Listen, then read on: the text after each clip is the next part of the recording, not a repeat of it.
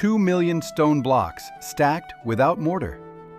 80-ton granite slabs fitted with millimeter precision using Bronze Age tools. Temples carved from living rock so deep that sunlight enters only once a year for 17 minutes. These structures exist, yet by every engineering standard of their time, they should not. Today, we will walk through monuments that defy chronology. A temple complex built by hunter-gatherers 7,000 years before agriculture should have made it possible.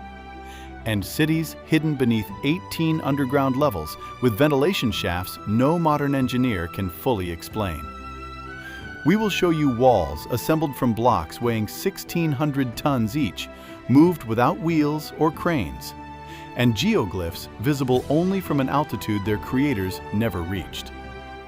Somewhere in the jungle, a hydraulic system operates under pressure, using technology Europe would not discover for another 1,000 years. And at the end, you will see a calendar carved in stone so precise that twice a year, shadow and light conspire to animate a serpent descending a staircase, an effect requiring mathematical accuracy unattainable without instruments that did not exist. We begin our descent.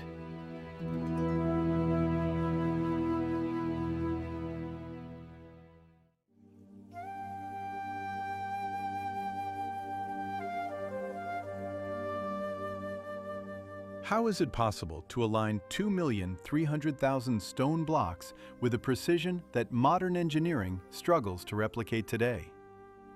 The Great Pyramid of Giza stands on the dusty plateau of Egypt as a mathematical anomaly that contradicts the perceived limitations of the Bronze Age. Each massive limestone block weighs between 2 and 15 tons. Yet they are fitted together so tightly that a thin blade cannot pass between the joints. At the heart of the structure, deep within the king's chamber, sit gargantuan granite beams weighing 80 tons each. These slabs were transported from a quarry 800 kilometers away and lifted to a height of 40 meters without the use of pulleys, wheels, or iron tools. The sheer scale of the labor is staggering. But the technical accuracy is what defies logic. The base of the pyramid is level to within less than 2 centimeters across a surface area of 5 hectares. Even more unsettling is its orientation to the cardinal points. The structure faces true north with an error of only 3/60ths of a degree, a feat that requires advanced astronomical knowledge and surveying instruments that supposedly did not exist 4,500 years ago. Seen from above, the monument reveals a hidden complexity. It is not 4-sided, but 8-sided. Each face is slightly concave, a feature only visible under specific lighting conditions during the equinoxes.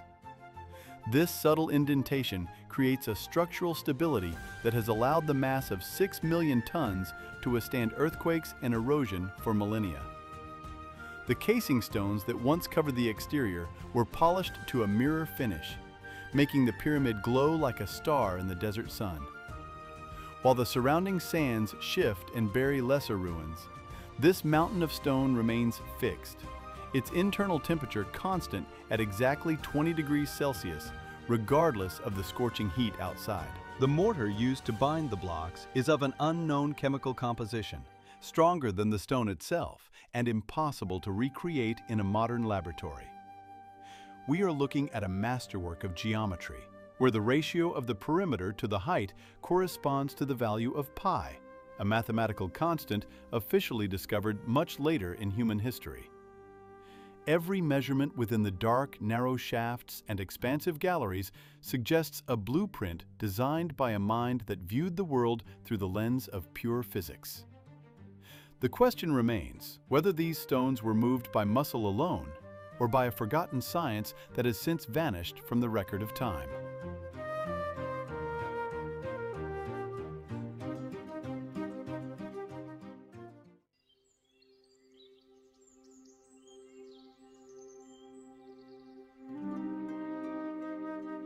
"12,000 years ago, long before the invention of the wheel, written language, or even the most primitive pottery, An unknown group of people carved and erected massive stone pillars that weigh up to 20 tons each. This is Göbekli Tepe, a vast megalithic complex located in southeastern Turkey that has fundamentally shattered the established timeline of human progress.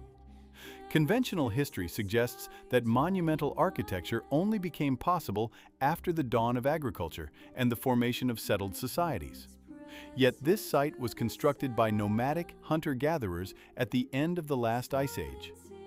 The sheer scale of the engineering defies explanation for a time when humans were thought to live in small, wandering bands without a central hierarchy or specialized labor. More than 200 T-shaped pillars are arranged in precise circles, some reaching heights of nearly 6 meters, standing as silent witnesses to a level of technical sophistication that should not have existed for another several millennia. The surfaces of these limestone monoliths are covered in intricate, high-relief carvings of predatory animals, scorpions, and abstract symbols, executed with a precision that suggests the use of tools far more advanced than the simple flint stones found nearby.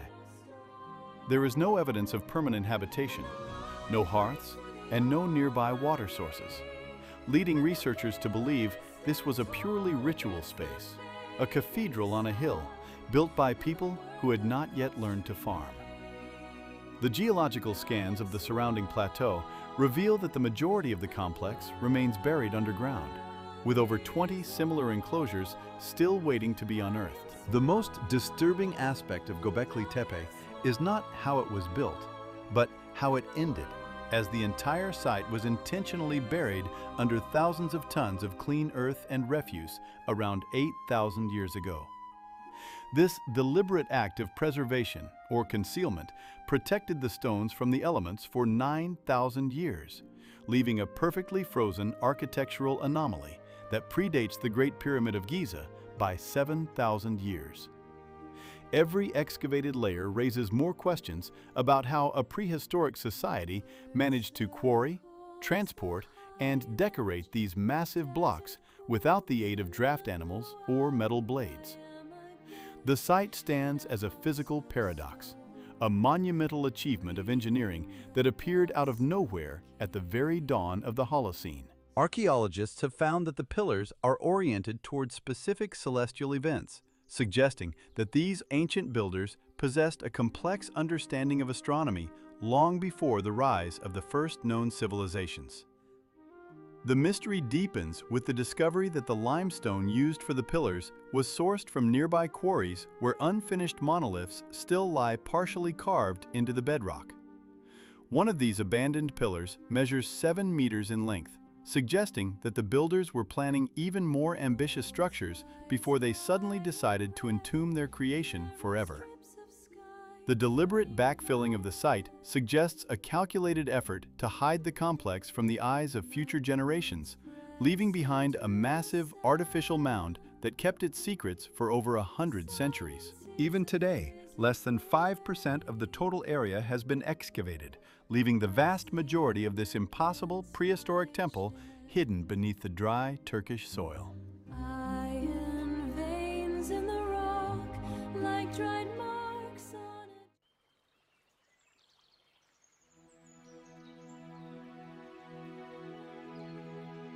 The logistical logic of the ancient world collapses when confronted with the massive sandstone slabs standing on the Salisbury Plain in Wiltshire. Modern engineering requires cranes and heavy machinery to move weights that the builders of Stonehenge handled 4,000 years ago using tools that history claims did not yet exist. The central mystery lies not in the purpose of the circle, but in the impossible physics of its construction during an era when the wheel was unknown in Britain and large domesticated draft animals were not used for industrial transport.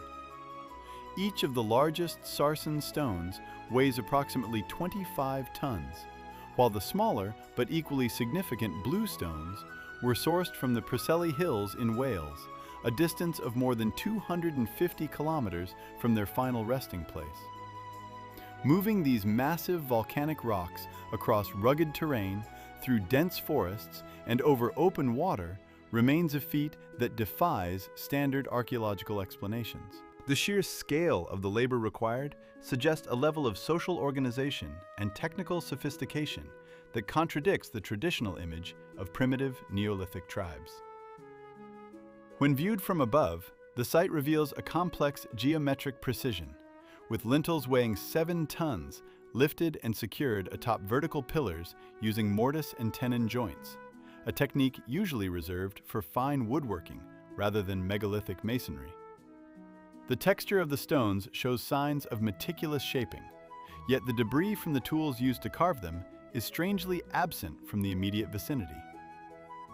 Rainwater clings to the deep grooves of the pillars, highlighting the weathered surfaces that have endured 4 millennia of Atlantic storms. The landscape around the monument is scarred by ancient earthworks and burial mounds, suggesting that this specific patch of chalk grassland held a gravity that compelled thousands of people to perform the impossible. Theories involving wooden rollers, sledges, or even glacial transport fail to account for the consistent delivery of hundreds of stones over centuries of construction phases. The effort to transport a single bluestone would have required dozens of men working in perfect synchronization for months, yet the site contains over 80 such stones. Every sunrise casts long, sharp shadows across the inner altar, illuminating the silent gray giants that seem to have appeared out of thin air. The physical reality of Stonehenge stands as a direct challenge to our understanding of human evolution and technological progress. If the people of the Bronze Age lacked the basic mechanical advantages we consider essential today, what hidden knowledge allowed them to treat 25-ton boulders like pieces of a light wooden puzzle?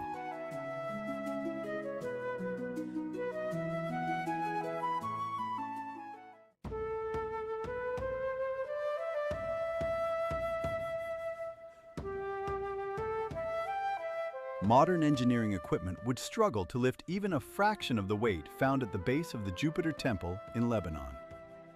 While the Roman Empire left behind magnificent columns and intricate carvings, the true enigma lies beneath their foundations. The massive platform supporting the structure consists of limestone blocks so enormous that they challenge every known theory of ancient logistics and mechanical capability. This foundation contains the trilithon, a group of 3 stones that collectively weigh approximately 3,000 tons. Each of these blocks is roughly 20 meters long and 4 meters high, fitting together with such precision that not even a knife blade can be inserted between the joints.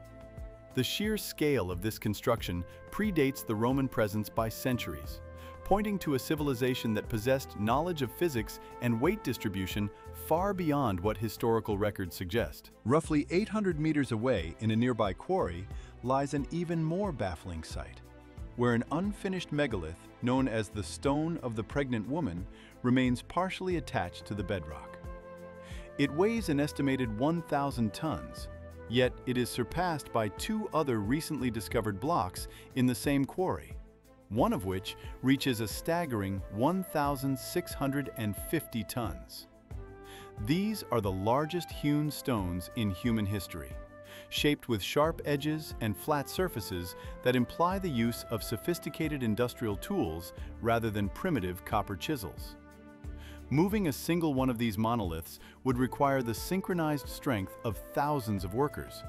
Yet the geography of the area offers no space for such a massive labor force to operate simultaneously. There are no traces of ramps, no remains of wooden rollers that could withstand such pressure, and no logical explanation for why a builder would choose to move stones of this magnitude instead of breaking them into manageable pieces. The limestone surfaces show no signs of erosion that would typically occur over several millennia, suggesting they might have been protected or treated in a way that modern science cannot fully replicate. Even with contemporary hydraulic jacks and heavy-duty cranes, transporting a 1,600-ton block across uneven terrain remains a feat of extreme difficulty and risk. The precision of the leveling at Baalbek is so perfect that the entire platform deviates by only a few millimeters across its vast surface, a level of accuracy that suggests the use of advanced surveying instruments. Local legends speak of giants or celestial visitors who moved the stones with a single touch, but the physical evidence remains silent and immovable in the Lebanese sun. Every attempt to recreate the transport of these blocks using period-accurate technology has resulted in failure or required significant compromises that do not match the reality of the site. The mystery is not just in how they were moved, but why any civilization would set such an impossible standard for its foundation. The unfinished stones in the quarry suggest that the work was abandoned suddenly, leaving behind a construction site that looks as if the workers simply stepped away for a moment and never returned. We are left looking at a prehistoric technological peak that seems to have vanished without leaving a manual or a successor. The silent giants of Baalbek remain locked in the earth, holding the secret of a lost mechanical mastery that allowed humans to manipulate the very crust of the planet. These stones do not just support a temple, they support the terrifying possibility that our understanding of the ancient timeline is missing a massive, heavy, and inexplicable chapter. The 3 blocks of the trilithon have remained in their exact positions for thousands of years, unaffected by earthquakes or the slow shift of the soil beneath them.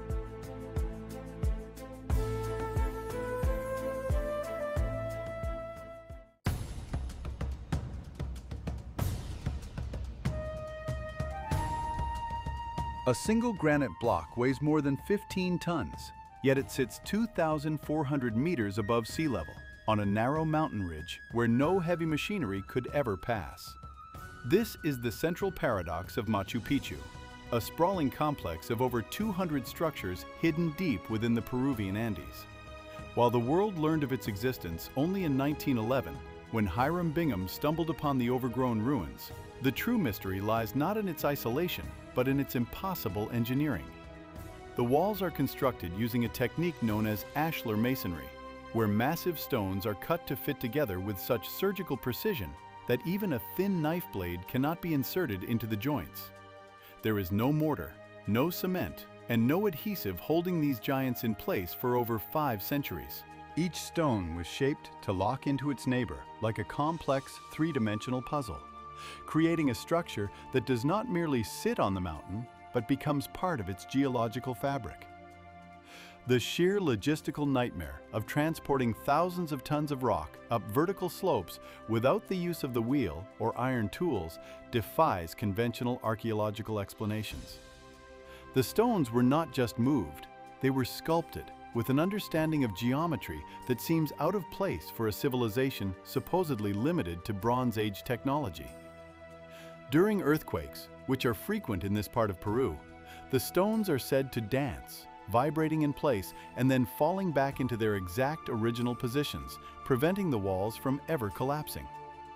This seismic resistance is the result of a design so sophisticated that modern engineers still struggle to replicate it using computer modeling. The site features an intricate system of over 100 stone staircases and a complex water management network that still functions today, channeling mountain springs through 16 separate fountains with perfect pressure control. Light plays a crucial role in the mystery, as the Intihuatana stone, a ritual pillar carved directly from the bedrock, aligns perfectly with the sun during the winter solstice, casting no shadow at noon. The entire city appears to be a massive astronomical instrument, built on a scale that suggests its creators possessed a grasp of physics and logistics that we are only beginning to decode. Every corner of the citadel reveals another layer of impossible craftsmanship, from the perfectly curved walls of the Temple of the Sun to the massive trapezoidal doorways designed to withstand the crushing weight of the peaks above. The silence of the high-altitude air only emphasizes the unanswered question of how a culture without written records or draft animals managed to reshape a mountain peak into a masterpiece of indestructible geometry. Even the source of the granite remains a subject of intense debate, as the effort required to quarry and shape these blocks on such a precarious precipice borders on the supernatural. Machu Picchu stands as a silent witness to a lost science of construction that treated gravity and hard stone as mere variables in an equation we have yet to solve. Each sunrise illuminates a city that, by all laws of ancient history, should not be there.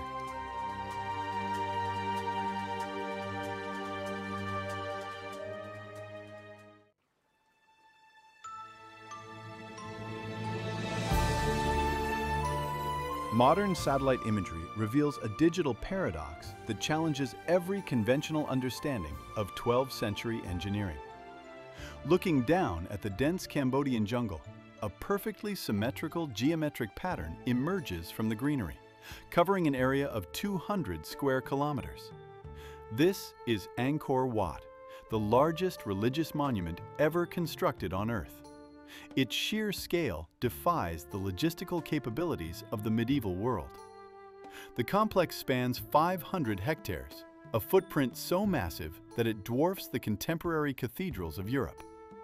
To build this mountain of stone, the Khmer Empire transported between 5 and 10 million tons of sandstone from quarries located 40 kilometers away. This volume of material exceeds the amount used in the Great Pyramid of Giza, yet it was assembled with a precision that leaves no room for mortar. The stones are fitted so tightly that a razor blade cannot pass between them. The mystery deepens when examining the ground beneath the temples. The entire city of Angkor was built on a massive artificial island, supported by a hidden hydraulic network that remained invisible to the world for centuries. This was not just a collection of temples, but a sophisticated water management machine. A network of canals and reservoirs stretching over 1,000 kilometers regulated the flow of the Mekong River, preventing the massive stone structures from sinking into the soft tropical soil during the monsoon season. The precision of this water system predates similar European infrastructure by nearly 700 years. Every carved gallery and towering spire reflects a celestial alignment, mirroring the constellation of Draco as it appeared in the sky during the spring equinox of the year 1150. The sheer labor required to carve thousands of square meters of intricate bas-reliefs while simultaneously managing the diversion of entire river systems suggests a level of social organization and technological mastery that remains partially unexplained. The site functions as a massive stone calendar, where the sun rises exactly over the central tower on the equinox, casting shadows that track the passage of time with mathematical certainty. Even the sand used in the foundation was engineered to maintain a specific moisture level to ensure the stability of the towers. The complex rests on a bed of sand and clay that acts like a giant sponge, expanding and contracting to keep the heavy sandstone blocks in perfect equilibrium. Laser scanning technology has recently uncovered an even larger urban sprawl hidden beneath the forest floor, proving that this was the heart of the most populous city in the pre-industrial world. The blocks are held together by gravity and perfect joinery, creating a silhouette that remains unchanged after 900 years of tropical erosion. The central moat is 200 meters wide and 4 kilometers long, acting as a structural counterweight to prevent the entire temple from collapsing inward. This hydraulic engineering is so advanced that modern researchers still use the ancient canal layouts to understand local water table fluctuations. The temple is a mountain made by man, a mirror of the cosmos carved into the earth. The weight of the central tower alone exerts a pressure of several tons per square inch, yet the foundation has not shifted by more than a few centimeters since the day it was completed.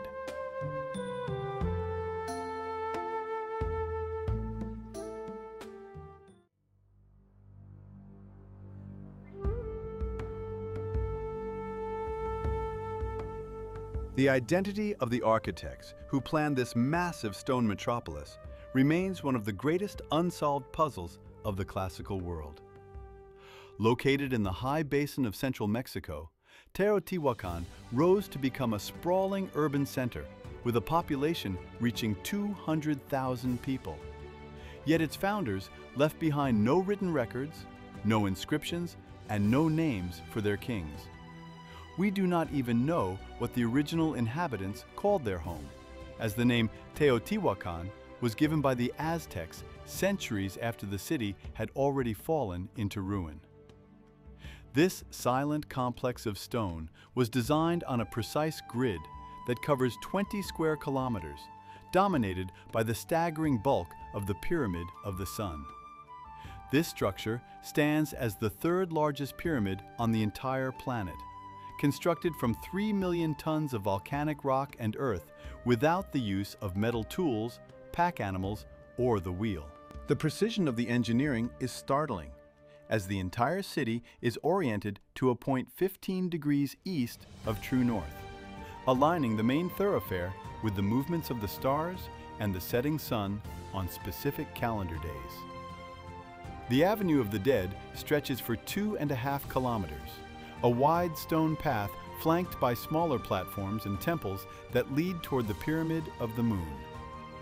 From a drone's perspective, the geometric perfection of the layout suggests a level of mathematical sophistication that seems impossible for a culture that supposedly lacked a formal writing system. The surface of the stone reflects a muted gray and ochre, but traces of deep red pigments suggest the city was once painted in vivid, blood-like hues. Around the year 550, the city was suddenly and violently abandoned, with evidence of massive fires gutting the ceremonial center. There are no signs of a foreign invasion or a natural disaster. Only a sudden collapse that left the most powerful city in the Americas a ghost town of empty plazas and silent shrines. Archaeologists have spent decades excavating the tunnels beneath the pyramids, finding liquid mercury, green stone masks, and sacrificial remains. But none of these discoveries explain how such a massive population was managed, or why they vanished so completely. The scale of the construction implies a central authority with absolute control over labor and resources. Yet the faces of these rulers remain hidden from history. We are left to walk through a city built for giants, staring at monuments that align with the heavens, wondering what kind of civilization could build a masterpiece of this magnitude and then simply walk away into the shadows of time. If the builders did not leave a single word behind, was the city itself intended to be their only message?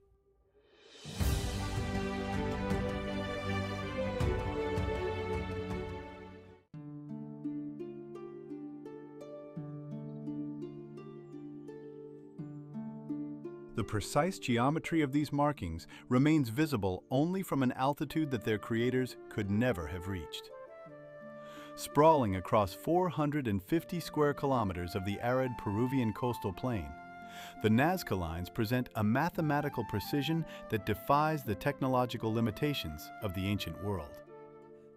Between 500 BC and 500 AD, an unknown workforce removed the dark iron oxide-coated pebbles of the desert floor to expose the lighter sand beneath, creating silhouettes of such immense scale that their true forms are indistinguishable from the ground.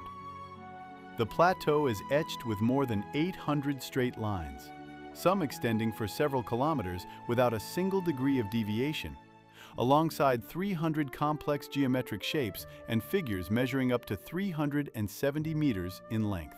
From the perspective of a person standing on the surface, these are merely shallow trenches in the dirt.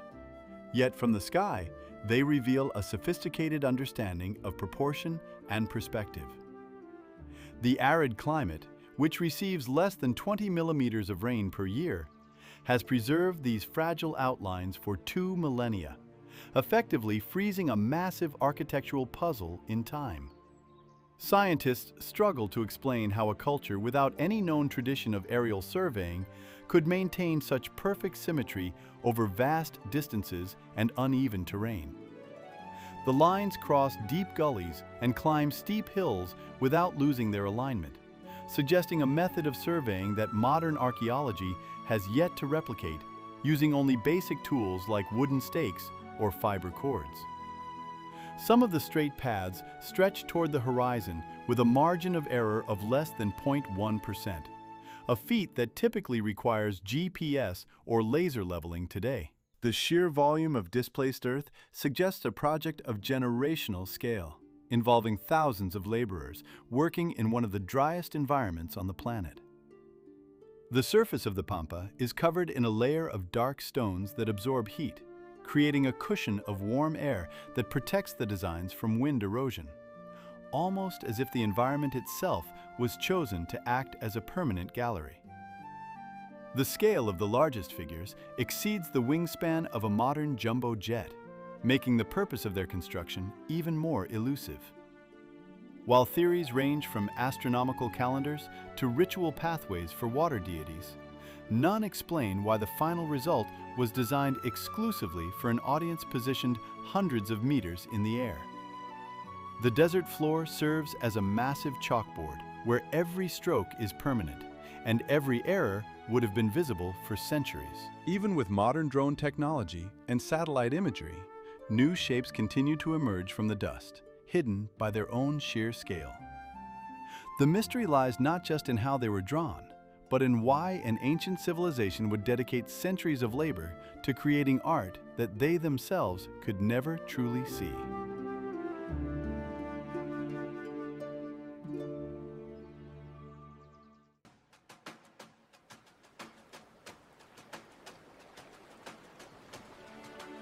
More than 3,000 granite monoliths stand in perfectly straight, parallel lines, stretching across the fields of Brittany for nearly 4 kilometers.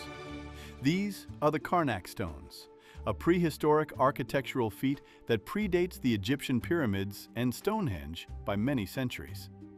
Local legends once claimed these were a Roman legion turned to stone by a wizard, but the reality is far more complex and defies simple explanation.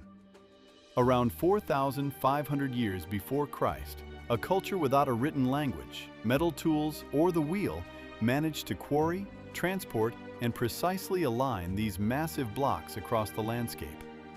The sheer scale of the site is overwhelming. The stones are organized into distinct groups like Menek and Kermario, where rows of granite pillars march toward the horizon with mathematical precision. Some of these menagers reach heights of 4 meters, weighing several dozen tons each. The silver-gray surfaces of the stones are covered in ancient lichen, their rough textures bearing the marks of thousands of years of Atlantic storms. When viewed from above, the geometry is undeniable. Yet its purpose remains one of the greatest unsolved mysteries of the ancient world. Archaeologists have spent decades debating whether this was a giant astronomical calendar, a territorial marker, or a complex religious sanctuary dedicated to the spirits of the dead. The alignment of the rows does not perfectly match known solar or lunar cycles, leaving researchers to wonder what invisible logic guided the hands of the builders. The effort required to move 3,000 stones suggests a highly organized society with a singular, driving obsession that lasted for generations. As the sun sets, the long shadows of the pillars stretch across the grass, creating a rhythmic pattern of light and dark that feels like a coded message left by a civilization that vanished without a trace. Scientists have discovered that many of the stones were carefully shaped and tapered before being placed in their final positions. Some of the alignments terminate in semicircular stone enclosures called cromlechs, adding another layer of structural complexity to the site.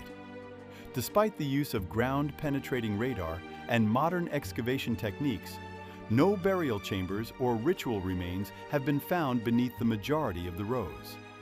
This absence of domestic or funerary evidence only deepens the enigma of why such a massive amount of labor was expended on a project with no apparent practical function. The Karnak stones remain a silent geometric forest of granite, a monument to a lost science that allowed Neolithic people to reshape the very earth according to a blueprint we can no longer read. Precise measurements show that the distance between the rows remains constant, even as the terrain rises and falls, proving that the builders possessed advanced surveying skills long before the invention of formal mathematics. The site is not merely a collection of rocks, but a massive, landscape-scale machine made of stone, frozen in time and stripped of its operating manual. Even today, the granite blocks emit a subtle vibration under certain atmospheric conditions, a phenomenon that some researchers attribute to the high quartz content of the stone and its interaction with the Earth's magnetic field.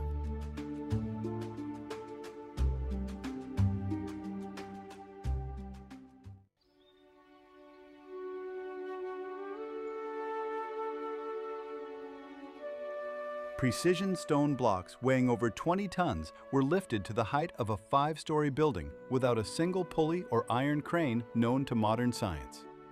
This engineering paradox lies at the heart of Persepolis, the ceremonial capital of the Achaemenid Empire located in the arid plains of modern Iran.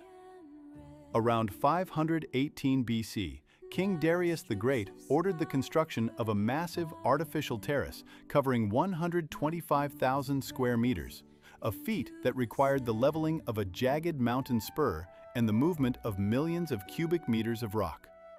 The sheer scale of the logistics remains a silent mystery, as the builders did not leave behind blueprints or descriptions of their lifting mechanisms. Towering above the dust of the Fars province, the remains of the Apadana Palace still feature columns reaching 20 meters into the sky, each carved from solid, dark gray limestone with a precision that defies the primitive tools of the Iron Age. The texture of the stone is polished to a glass-like finish, reflecting the harsh Persian sun in a way that makes the massive structures appear almost weightless against the horizon. Deep within the foundation, a complex drainage system stretches for kilometers, carved directly into the bedrock with such mathematical accuracy that it still functions during rare desert downpours today. Scientists struggle to explain how the architects calculated the thermal expansion of such vast stone surfaces, preventing the terrace from cracking under the extreme temperature swings of the high plateau. The walls are adorned with thousands of low-relief carvings depicting delegations from distant lands, yet the faces remain stoic and anonymous, guarding the secrets of the rituals performed here. Every joint between the multi-ton blocks is so tight that a razor blade cannot pass between them, held together not by mortar, but by hidden iron clamps poured with molten lead. This invisible skeleton suggests a level of metallurgical knowledge that seems misplaced in the 6th century BC. The Gate of All Nations stands as a silent sentinel of a vanished world, where stone was manipulated like clay. The monumental staircases were designed with steps so shallow that Persian nobles could ascend them on horseback without breaking their stride, a detail that speaks of a sophisticated understanding of ergonomics and movement. The shadow of the Great Hall falls across the ruins in a precise alignment with the spring equinox, suggesting that the entire city was a giant astronomical instrument. Despite centuries of erosion and the scars of ancient fires, the sharp edges of the fluted columns and the intricate man-bull capitals remain a testament to a lost masonry technique. The silence of the ruins is heavy with the weight of a civilization that possessed the means to reshape the very earth. Persepolis was not merely a city, but a statement of absolute power over the physical laws of the world. The dark limestone blocks contain traces of microscopic polishing marks that suggest the use of abrasives and tools whose nature remains undocumented in the historical record. Even the way the light hits the grand staircases at noon reveals hidden geometric patterns carved into the vertical surfaces. The sheer impossibility of the construction time frame suggests a workforce and a management system of such complexity that it rivals modern industrial projects. This stone forest remains an architectural enigma, standing on a platform of millions of tons of hand-carved rock that continues to settle into the earth with perfect equilibrium. In the rock, like dried marks on a giant.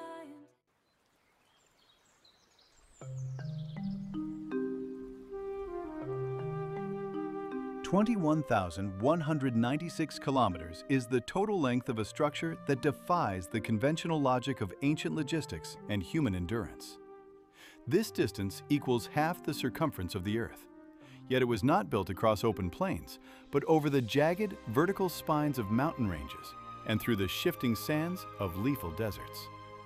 The Great Wall of China represents a construction paradox that modern engineering still struggles to fully calculate in terms of sheer physical labor. Stretching from the yellow shores of the Bohai Sea to the desolate reaches of the Gobi Desert, the wall cuts through terrain where even modern machinery would face significant mechanical failure. The sheer volume of material used is staggering, consisting of hundreds of millions of tons of stone, brick, and tamped earth, all transported to high-altitude ridges without the aid of mechanized transport or advanced pulley systems. In the higher sections, the wall clings to slopes so steep that workers had to carry individual bricks by hand while scaling near-vertical cliffs. The architecture adapts to every environment it touches, morphing from solid granite blocks in the east to sun-dried mud and reeds in the western corridors.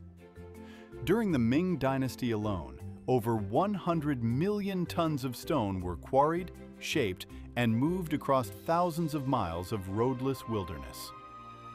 The logistics of feeding and housing a workforce that reached over 1 million people simultaneously in remote, waterless regions remains a mystery that historical records only partially explain.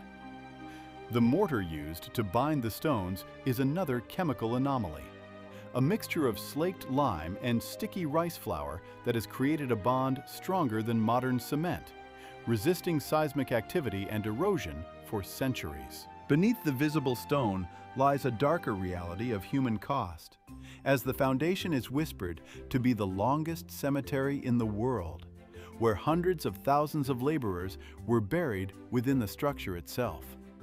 The scale is so vast that it suggests a level of social organization and resource management that seems impossible for a pre-industrial civilization. It is not merely a wall, but a terraforming project that permanently altered the geography of the continent.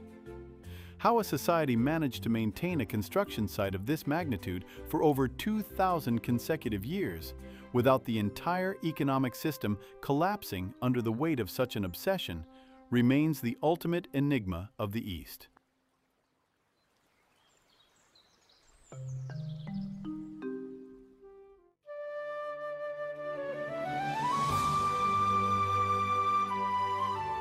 Two million massive blocks of volcanic stone sit perfectly fitted together without a single drop of mortar or cement to hold them in place. This is Borobudur, a colossal structure in the heart of the Indonesian jungle that defied the architectural logic of the 9th century. For nearly 1,000 years, this mountain of stone remained completely hidden from the world, buried under layers of thick volcanic ash and dense tropical vegetation. It was not until 1814 that explorers hacked through the forest to find a massive 9-level pyramid shaped like a cosmic mandala. The scale of the construction is difficult to process, as the builders managed to transport and carve over 55,000 cubic meters of stone in a region dominated by unpredictable seismic activity. Each level of the structure represents a physical transition, rising toward the sky in a series of terraces that seem to emerge directly from the earth. The gray andesite stone, weathered by centuries of humidity and volcanic eruptions, gives the entire site a muted, ancient texture that absorbs the harsh tropical light. Scattered across the upper platforms are 72 perforated stone bells, or stupas, each housing a seated statue within its dark interior. There are 504 statues in total, many of which remain perfectly preserved, despite the catastrophic forces of nature that once buried the site. The precision of the interlocking stones suggests a level of engineering that should not have been possible for a civilization without modern machinery or advanced mathematics. The weight of the stones alone would have required thousands of workers and a sophisticated system of logistics to move them from nearby riverbeds to this specific hilltop. When the site was finally cleared of debris, researchers found no written records explaining why such a massive monument was suddenly abandoned and left to the mercy of the jungle. The silent corridors and steep staircases lead to a central summit that offers a panoramic view of the surrounding volcanoes, the same peaks that once blanketed the temple in darkness. Even today, the drainage systems built into the stone floors continue to function, channeling monsoon rains away from the foundations just as they did over a millennium ago. The entire complex remains a silent witness to a lost era of engineering, where millions of stones were shaped into a geometric puzzle that covers 2,500 square meters of ground. The true mystery lies in how the architects calculated the structural integrity of a 9-story stone mountain without the foundation collapsing under its own immense pressure. The site stands as a physical paradox, a massive achievement of human will that was simply forgotten by history, until the forest finally gave it back.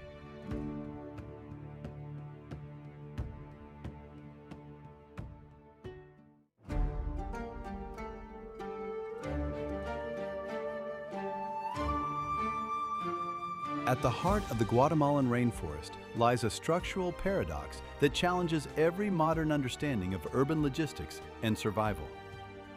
Tikal appears as a cluster of limestone giants rising through a dense canopy, with Temple 4 reaching a height of 70 meters. Yet this massive stone metropolis was built in a region completely devoid of permanent rivers or natural lakes. Archaeologists are still piecing together how a population of 100,000 people could thrive for centuries in a landscape that offers no reliable source of fresh water. The city emerged from the jungle as a complex network of thousands of structures, including palaces, ceremonial platforms, and towering pyramids that served as the backbone of a superpower. When Tikal was at its peak, it was not a quiet ruins site, but a vibrant, noisy, and densely packed urban center that rivaled the greatest cities of the ancient world in both scale and ambition. The sheer volume of stone, moved and shaped by human hands without the use of metal tools or pack animals, remains a source of intense academic debate. Every plaza and causeway was designed with a slight tilt, leading to a sophisticated system of man-made reservoirs lined with sand filters. Yet even this engineering marvel seems insufficient to sustain such a massive demographic during prolonged periods of drought. The forest floor hides a grid of residential zones and agricultural terraces that stretch for miles beyond the central temples, suggesting a level of land management that seems impossible for a civilization of that era. Tropical vegetation eventually reclaimed the limestone walls, swallowing the city so completely that it remained hidden from the outside world until 1848. The sudden collapse and subsequent abandonment of the site around 900 AD left behind a silent stone labyrinth that offers no clear explanation for why a city of such power was simply left to the elements. Ground-penetrating radar continues to reveal new suburbs and fortifications buried beneath centuries of soil, expanding the known boundaries of the city far beyond what was previously thought possible. The silence of the Petén Basin masks the reality of a society that mastered a hostile environment only to disappear, leaving behind structures that defy the basic requirements of human settlement. The massive limestone blocks are held together by a lime mortar so durable that it has resisted the invasive roots of the jungle for over a millennium. Even with modern technology, the logistics of feeding and hydrating 100,000 residents in this specific geography remain a profound mystery. The gray stone crests of the pyramids continue to pierce the green horizon, standing as monuments to a logistical system that remains largely invisible to the modern eye.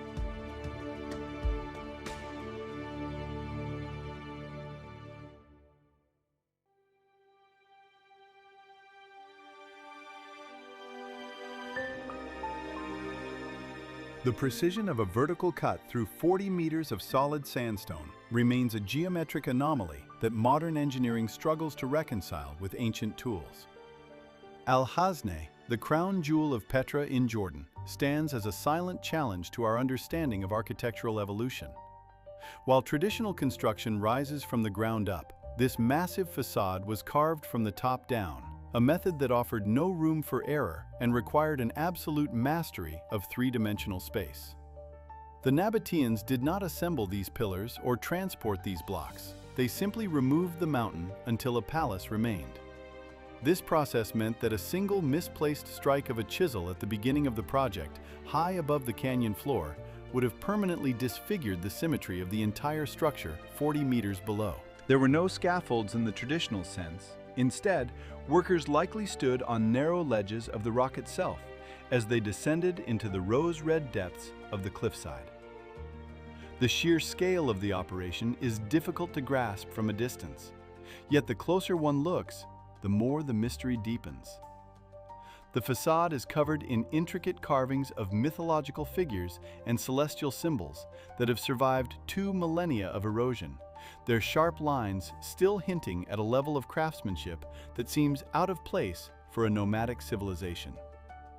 Over 800 similar structures are scattered throughout the valley, each one sliced directly into the living rock with a rhythmic consistency that suggests a standardized industrial technique lost to history.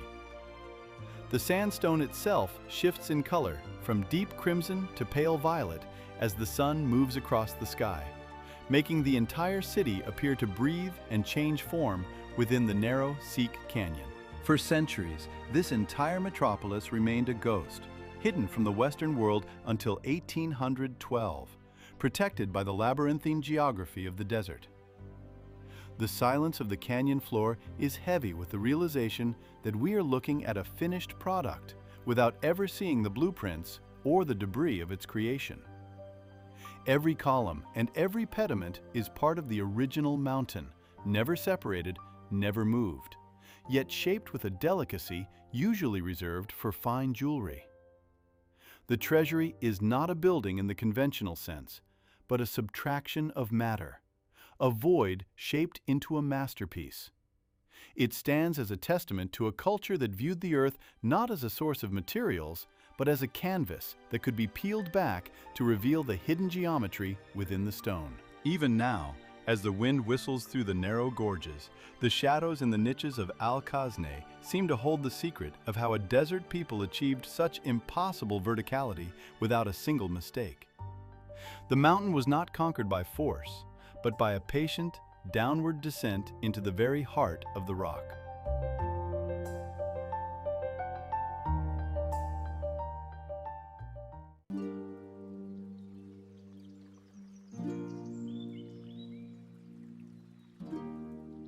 Modern stadiums, with all their digital technology and satellite communications, often struggle to manage the flow of 50,000 people.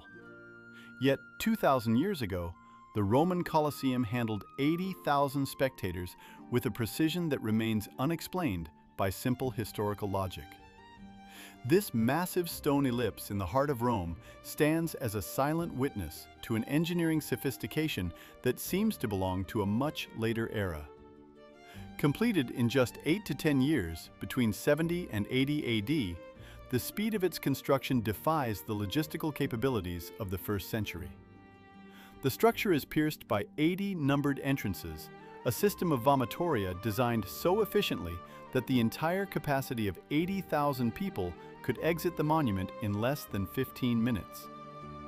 This level of crowd control and architectural foresight exceeds the standards of many premier sporting venues built in the 21st century. The mystery deepens beneath the wooden floor of the arena, where a complex subterranean labyrinth known as the hypogeum hides a network of vertical shafts and manual elevators.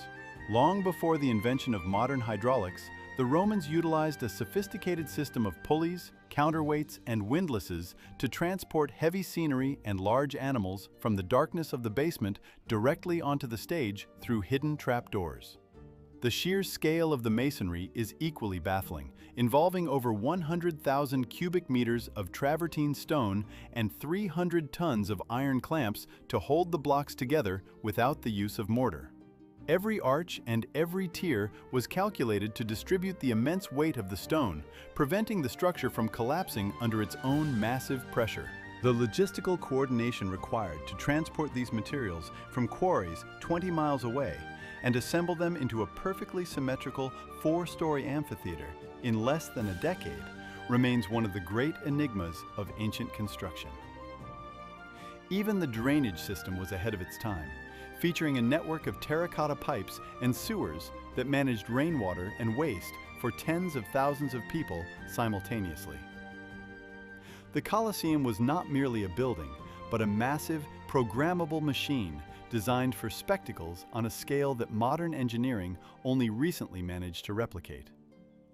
Archaeologists still debate the exact methods used to lift the massive stone blocks to a height of nearly 50 meters with such surgical precision. The iron clamps used to secure the stones were later scavenged, leaving thousands of holes that look like scars across the exterior. Yet the skeleton of the building refuses to fall. This enduring stability suggests a hidden mastery of structural physics that went far beyond basic geometry. The most striking paradox remains the fact that such a complex architectural feat was achieved using tools and techniques that historians still struggle to fully reconstruct. The shadow of the outer wall falls over the city today, a reminder that the pinnacle of human engineering may have been reached far earlier than the history books suggest.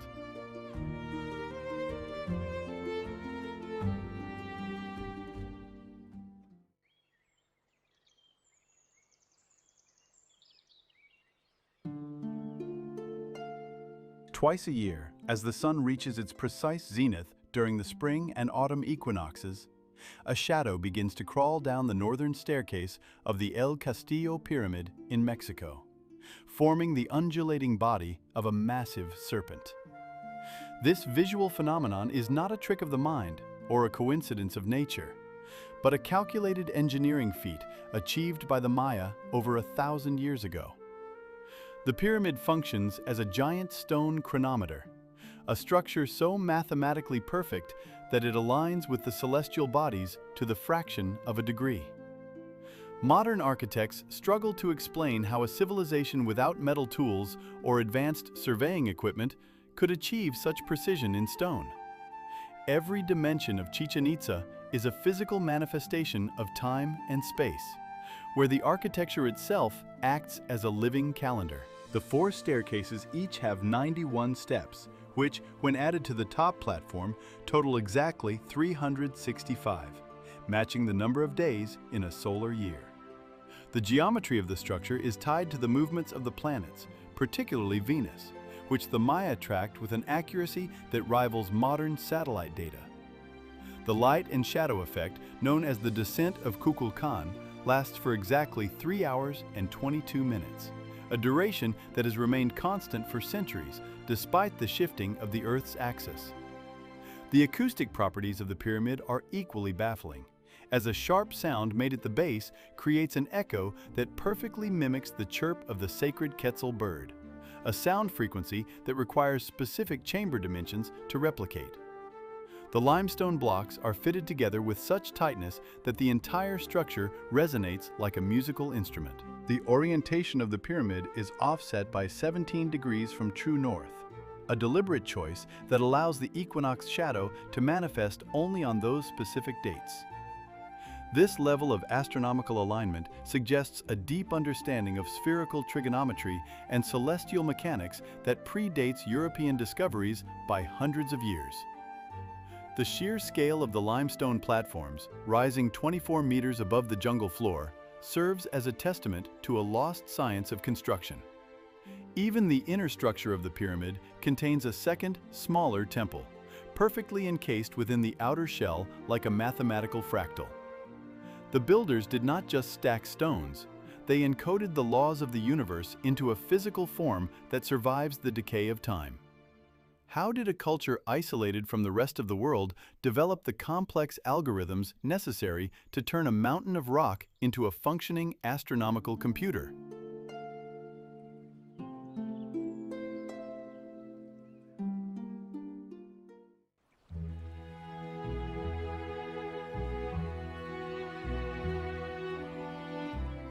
Two days every year, a single beam of light pierces 60 meters of solid sandstone to illuminate the face of a pharaoh who has been dead for over 3 millennia.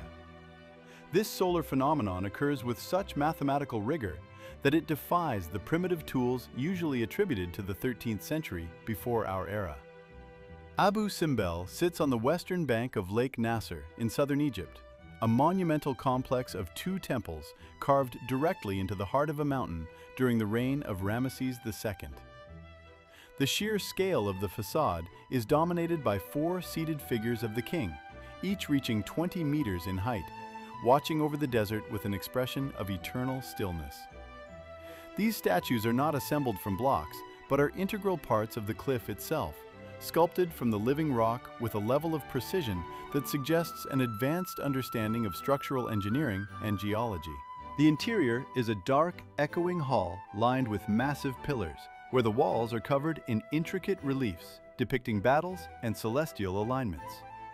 The mystery lies in the orientation of the Great Temple, which was designed so that on February 22nd and October 22nd, the rising sun travels through the entrance and the entire length of the hypostyle hall to reach the innermost sanctuary. There, the light bathes the statues of Ra, Amun, and Ramses, while leaving the figure of Ptah, the god of the underworld, in permanent shadow. This alignment requires a spatial calculation so exact that even a deviation of 1 degree would have rendered the effect impossible. In 1968, the entire mountain was dismantled into blocks weighing up to 30 tons and moved 65 meters higher to save it from the rising waters of the Aswan High Dam. Engineers from around the world used modern satellite technology and heavy machinery to recreate the original position. Yet the solar alignment shifted by exactly 1 day. Despite all our contemporary computers and laser levels, the ancient builders achieved a synchronization with the cosmos that we struggled to replicate. The sandstone walls remained cool even in the blistering Sahara heat, preserving the silence of a structure that functioned as both a political statement and a gargantuan astronomical instrument. It remains unclear how the architects measured the internal axis of the mountain before a single chisel touched the stone. The question persists whether this alignment was a feat of observation over centuries or the result of a lost method of subterranean surveying.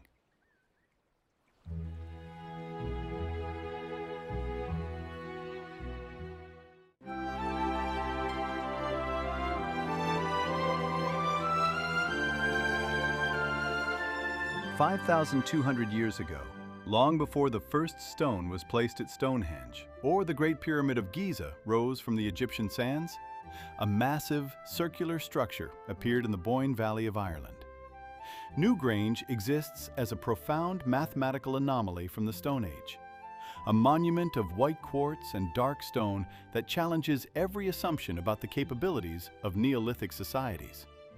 The engineering precision required to construct this mound, which spans over 80 meters in diameter and contains 200,000 tons of earth and rock, suggests a level of astronomical knowledge that should not have existed in 3200 BC. The exterior is a vast, curved wall of shimmering white stones, punctuated by massive boulders carved with intricate triple spirals, symbols whose true meaning has been lost to time. Yet the true mystery lies deep within the dark, narrow passage that leads to the heart of the structure. For 5 millennia, a small, rectangular opening above the main entrance, known as the roof box, has remained perfectly aligned with the rising sun of the winter solstice. This is not a coincidence of geography or a trick of the light, but a calculated feat of solar engineering. As the sun reaches its lowest point in the sky on the shortest day of the year, a single beam of golden light enters the roof box and travels 19 meters down the rising stone corridor. For exactly 17 minutes, the pitch-black central chamber is flooded with brilliance, illuminating the ancient carvings on the back wall before the light retreats and leaves the tomb in total darkness for another 364 days. The roof box is so precisely positioned that even a slight deviation in the angle of the passage would have rendered the entire mechanism useless.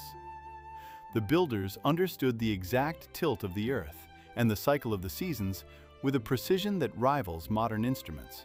The massive roof stones are slightly grooved to channel rainwater away from the interior, keeping the inner chamber bone dry for over 50 centuries without a single drop of moisture penetrating the ceiling. It is a structure designed to last forever, a stone clock that continues to function with mechanical certainty, regardless of the rise and decline of the civilizations around it. The sheer weight of the stones, some brought from over 80 kilometers away, implies a highly organized labor force and a sophisticated logistical network that predates the invention of the wheel in this region. Every winter, the light returns to pierce the darkness of the burial mound, proving that the ancient architects possessed a mastery over the heavens and the earth that remains largely unexplained. The golden beam hits the floor at the exact same spot it did 5,000 years ago, a silent witness to a lost science of light.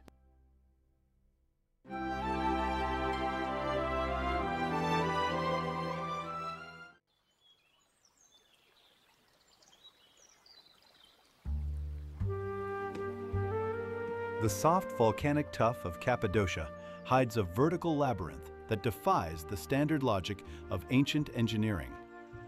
Beneath the dusty surface of central Turkey lies Derinkuyu, a subterranean complex descending 18 levels into the earth to a depth of 85 meters. This is not a simple cave system or a temporary shelter, but a fully functional metropolis designed to sustain 20,000 people along with their livestock and food supplies for months at a time. The sheer scale of the excavation suggests a level of planning and geological knowledge that seems impossible for a civilization working with primitive tools thousands of years ago. Every corridor, every chamber, and every staircase was carved with surgical precision into the living rock. The air remains crisp and breathable, even at the lowest points, because of a sophisticated network of more than 50 ventilation shafts that draw oxygen from the surface.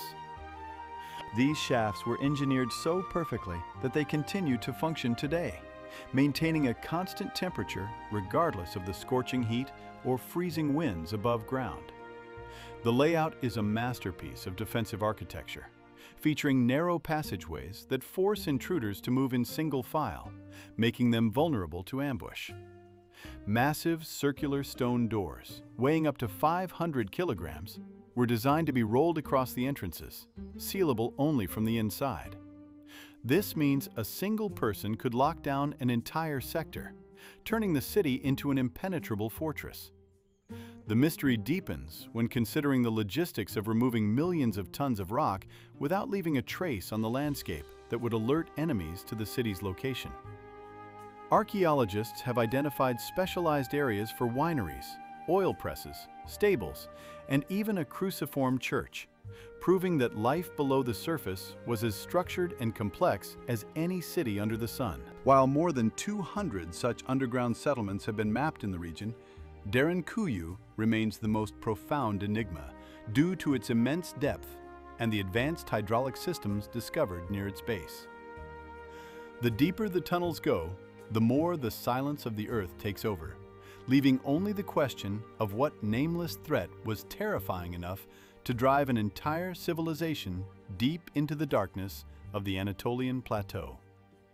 Experts still debate the exact identity of the original builders, as the soft stone lacks organic material for precise carbon dating, leaving the origins of this massive hive buried in the silent layers of volcanic ash. Some believe the first levels were carved as early as the 8th century before the Common Era by the Phrygians, yet the complexity of the lower tiers suggests a much older or more advanced hand at work. Even today, many of the lowest passages remain unexplored, blocked by debris, or hidden behind false walls that have not been moved for millennia. The city exists as a silent witness to a lost era of engineering, where the boundary between the natural world and human intervention was completely erased. It is a place where the shadows seem to hold the memory of thousands of footsteps, and the stone itself feels charged with the weight of a hidden history. The most unsettling realization is that the deeper levels reach down to the natural water table, providing a private well system that ensured the inhabitants would never have to leave their stone sanctuary during a siege. One of these wells reaches a depth of 100 meters, extending even further than the lowest inhabited floor to act as a primary air vent and water source. This vertical axis served as the lifeblood of the city, connecting the dark depths to the sky in a way that suggests the architects understood fluid dynamics and airflow long before such sciences were documented. The precision of the carvings and the intentionality of the layout leave no room for accidental discovery. Derinkuyu was a calculated, massive undertaking that transformed the interior of the Earth into a permanent monument of survival.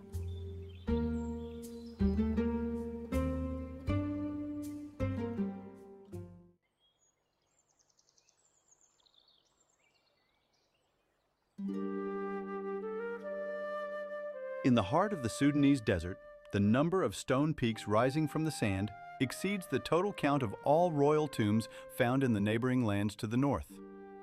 The pyramids of Meroë stand as a silent architectural paradox, representing a civilization that perfected the art of monumental construction long after the world believed the era of the pyramid builders had ended. While other great empires moved toward different funerary traditions, the Kingdom of Kush continued to raise these sharp, narrow needles toward the sky for over 1,000 years, stretching from 700 BC to 350 AD.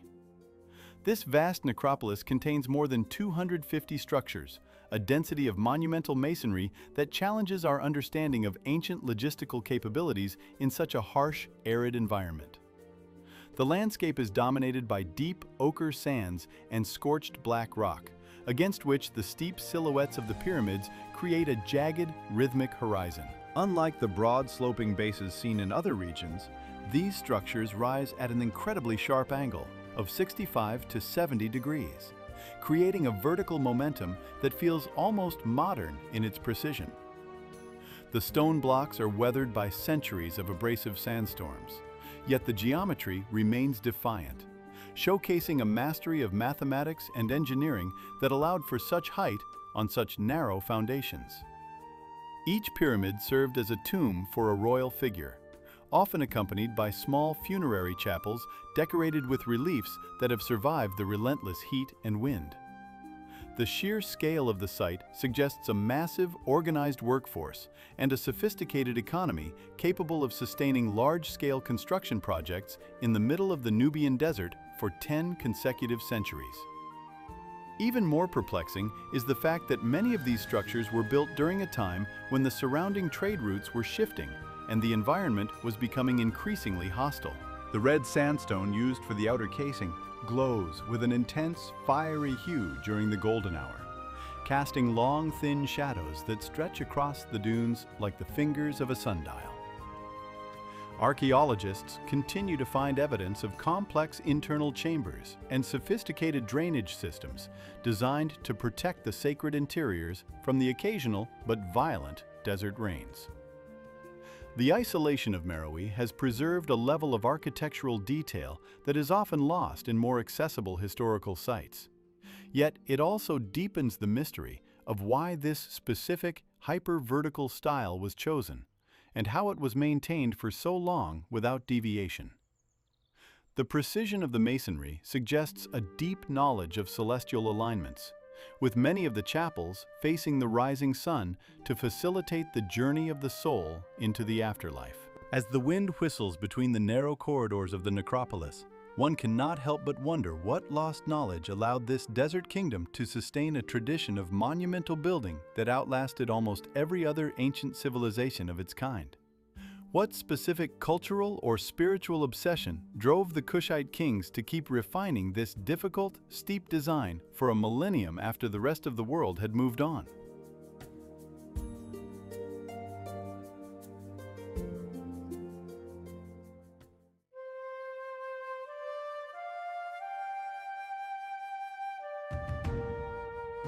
Six massive blocks of pink rhyolite stand perfectly aligned on a steep mountain ridge.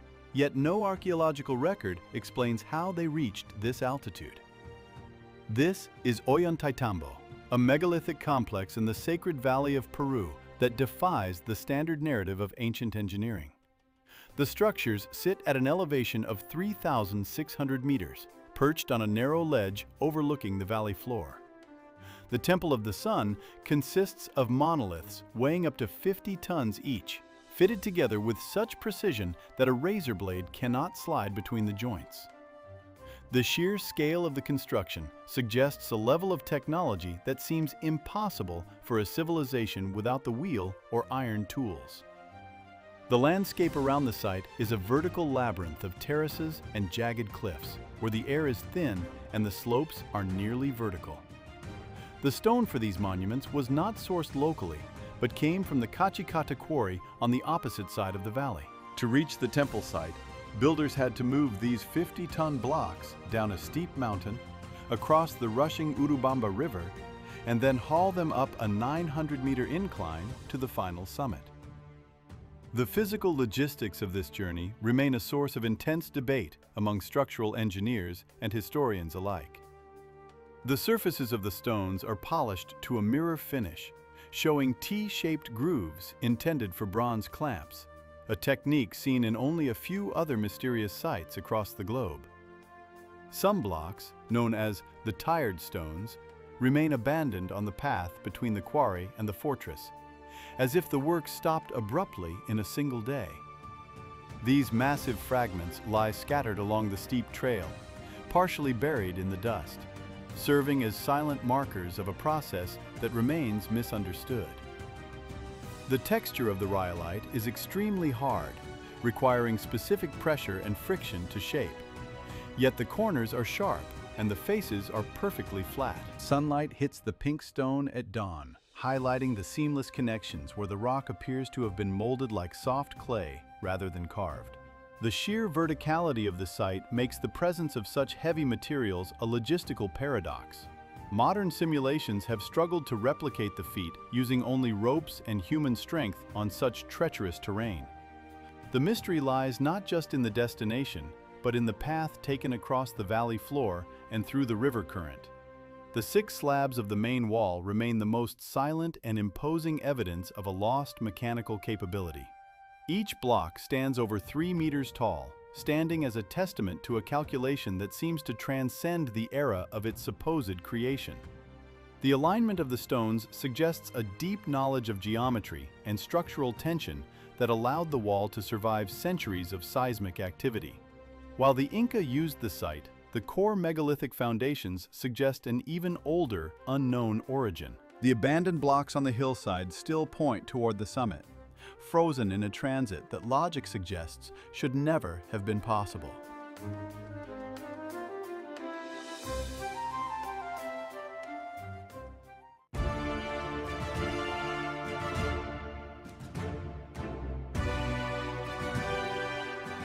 The water flows upward here, defying the logic of ancient engineering and the gravity of the Mexican jungle.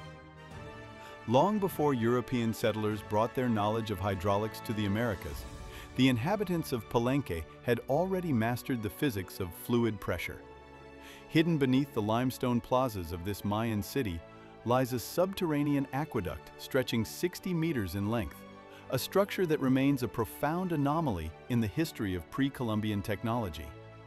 It is a tapered stone conduit designed with a precise constriction that forces water through a narrow opening, creating enough hydraulic head to power a vertical fountain or supply water to the upper levels of the royal palace.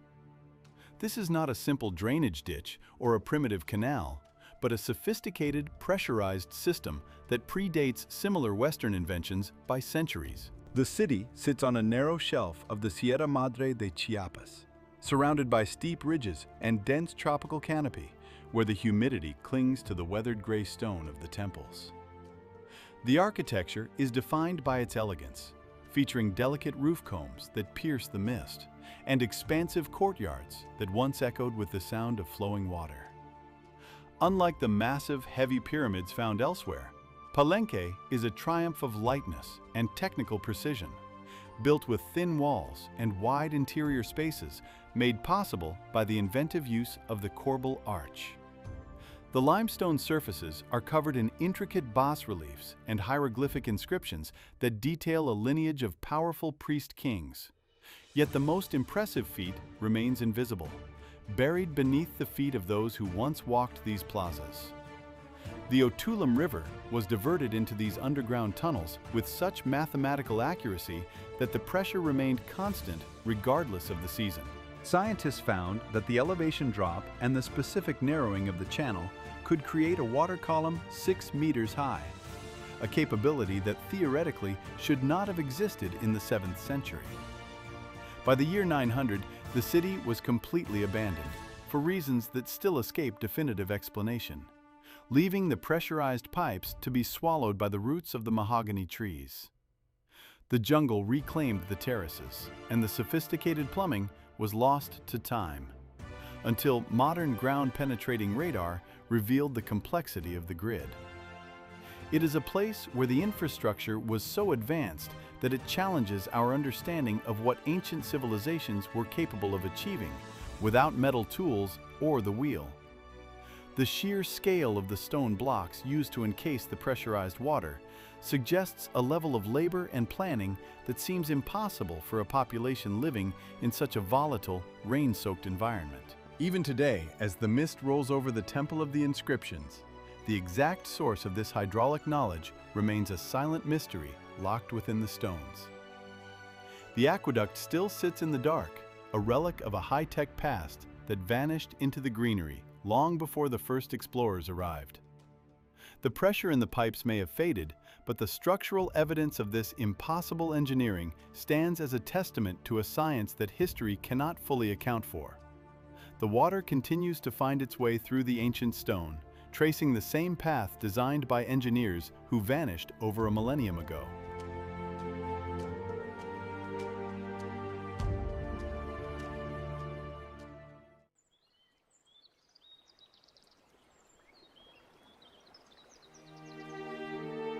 "50,000 soldiers and countless civilians vanished from these stone streets in less than 6 months, leaving behind a silent metropolis that once rivaled Beijing and Constantinople in scale and wealth.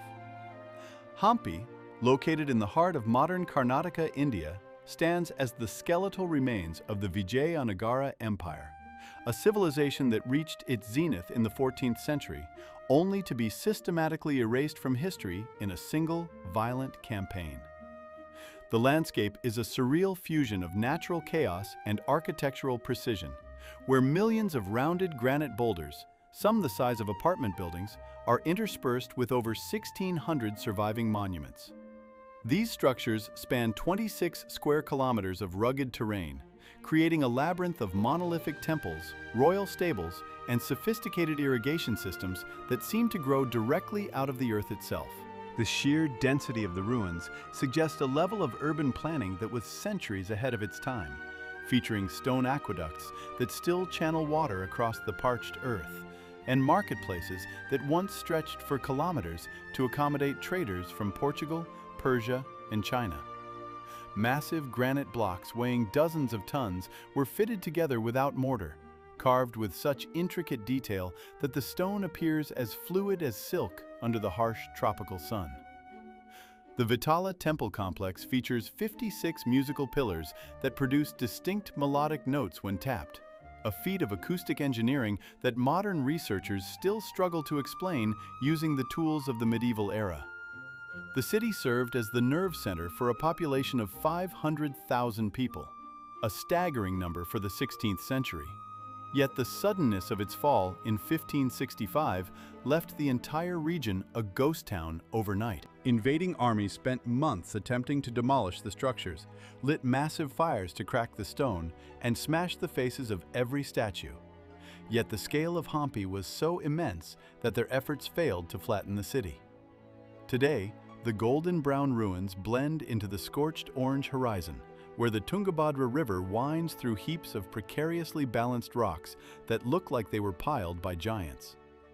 Much of the site remains unexcavated, buried beneath layers of silt and tropical vegetation, hiding the foundations of residential districts that once housed the empire's vast bureaucracy. The Virupaksha temple continues to tower over the landscape at 50 meters tall, its ornate gateway serving as a lone sentinel over a civilization that was deleted from the map in a matter of weeks. The silence of the boulder-strewn hills covers the mystery of how a city this massive, defended by natural stone fortresses and a professional army, could be so completely and irrevocably broken. Every carved column and stepped tank stands as a testament to a golden age that ended so abruptly that the gold, diamonds, and emeralds once sold by weight in the streets were simply abandoned to the dust. The shadows of the granite pillars lengthen over the empty plazas, marking the passage of centuries since a last merchant walked these stones.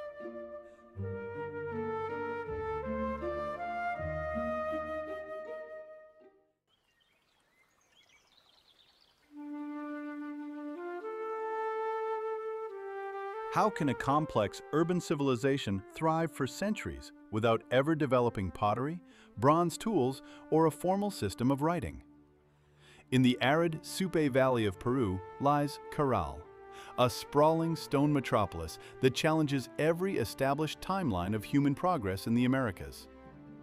While the builders of the Great Pyramid of Giza were stacking limestone blocks in Egypt, an equally sophisticated society was already constructing massive earthen platforms and circular plazas on the other side of the globe. This sacred city was founded around 3,000 years before the Common Era, making it the oldest center of civilization in the Western Hemisphere. The landscape is dominated by 6 enormous stone mounds, the largest of which is the Pirámide Mayor, rising 28 meters above the desert floor and stretching the length of 2 football fields. From a drone's perspective, the scale of the construction reveals a level of geometric precision that seems impossible for a culture lacking metal instruments or wheels. The surfaces of these pyramids are composed of river stones held together by shikras, which are woven reed bags filled with rocks, a unique seismic technology that has allowed these structures to survive 5 millennia of earthquakes. Between the towering pyramids lie sunken circular courts, designed with acoustics that allowed sound to carry perfectly from the center to the surrounding terraces. The earth here is a palette of dusty ochre and sun-bleached gray, a stark contrast to the sophisticated irrigation channels that once turned this desert into a green oasis of cotton and squash. Archaeologists have found no evidence of warfare, no defensive walls, and no weapons, suggesting that this was a society built entirely on trade and ritual rather than conquest. Instead of gold or jewels, the most precious artifacts recovered are 32 flutes carved from condor and pelican bones, decorated with figures of monkeys and birds. The city functioned as a massive laboratory for astronomical observation, with every structure aligned to the movements of the stars to regulate the planting cycles in the valley below. The inhabitants managed to organize thousands of workers to move millions of tons of stone without the use of draft animals or even basic ceramic vessels for water. This silent stone complex remained hidden under layers of sand for thousands of years, a ghost city that predates the Inca by nearly 4 millennia. It stands as a profound architectural paradox, a place where monumental stone engineering reached its zenith before the invention of the simplest clay pot. What kind of social force could compel a prehistoric people to build such a massive, permanent sanctuary in the middle of a wasteland?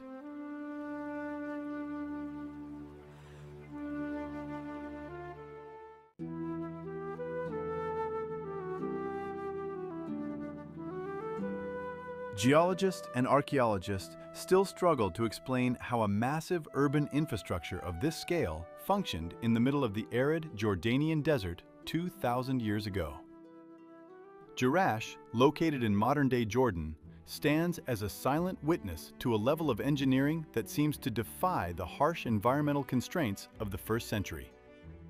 While most settlements of that era were small outposts, this site reveals a sprawling metropolis with a sophisticated underground sewage system and perfectly paved streets that show almost no signs of wear from the heavy chariots of antiquity.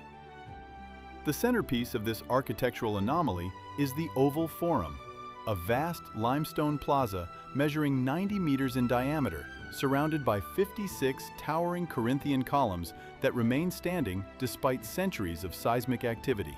The geometry of the forum is precise, creating a sense of unnatural symmetry that aligns perfectly with the surrounding hills.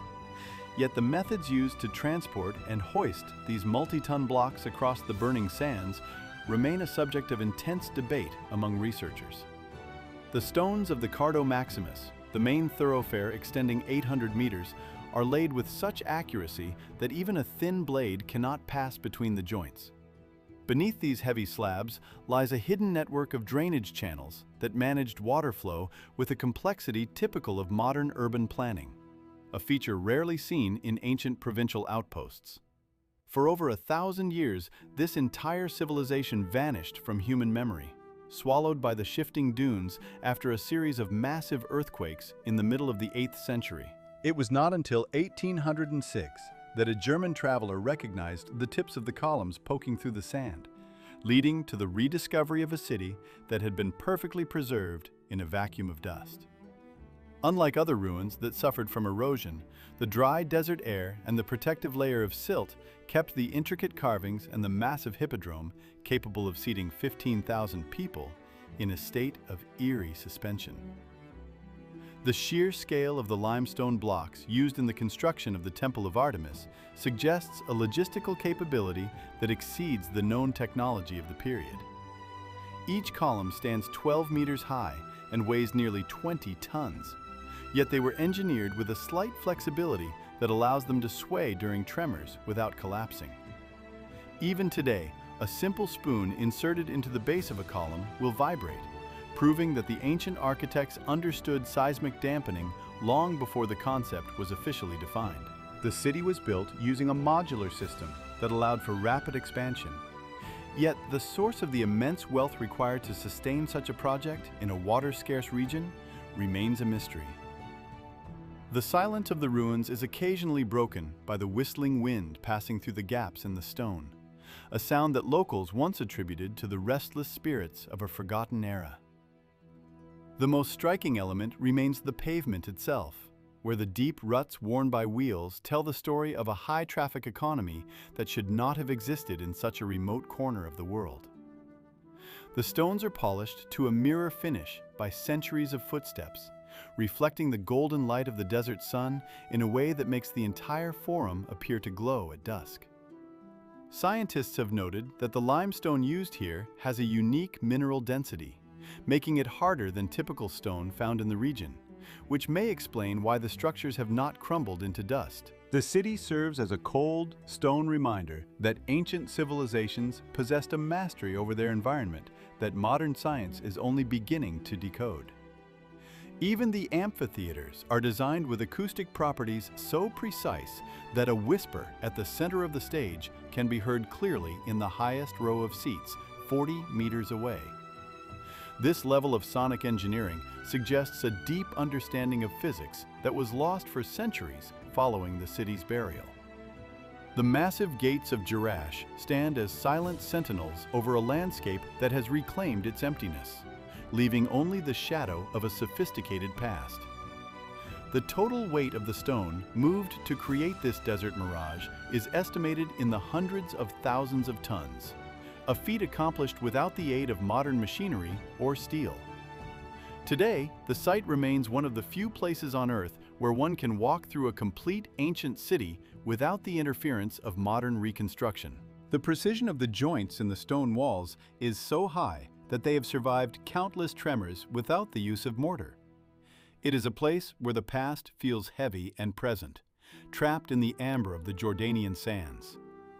The mystery lies not just in how they built it, but why they chose to manifest such grandeur in a place where the sun consumes everything. The shadows cast by the columns at noon create a sundial effect across the forum, marking time for a population that has been gone for over a millennium. Every stone in Jerash was placed with a purpose that transcends simple shelter, pointing toward a civilization that viewed architecture as a way to dominate the very laws of nature.